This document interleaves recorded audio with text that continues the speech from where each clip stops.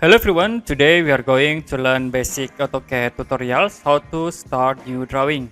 Okay, every time you open the AutoCAD software, it will be show for AutoCAD 2023 or welcome screen.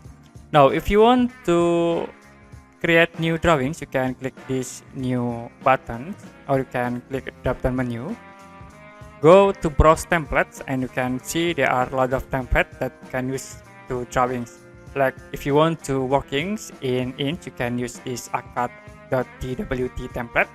Or if you want to workings in millimeter, you can use this AutoCAD ISO.dwt. You can click it. I will use this template. Click open. And we already create for a drawing once. And if you want to create new drawing again, you can click plus icons in here, or you can go to start tab. So to be moved again into welcome screens, or you can click plus icons to create new drawings, but the same dimensions or the same units with the previous drawings. Okay, that's it. How to create new drawings in AutoCAD. And if you have any question about this tutorial, you can comment below this video.